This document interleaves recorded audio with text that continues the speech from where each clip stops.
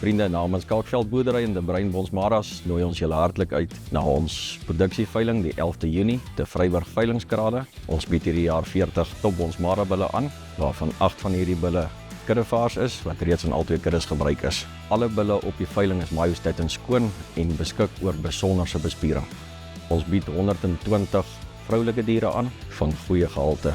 Ons gebruik ook die jaar Noord-Kaapse aanlyn funksie om ons veiling te bemark en dan om aanlyn deel te neem aan die veiling. Julle is welkom om daarop te registreer.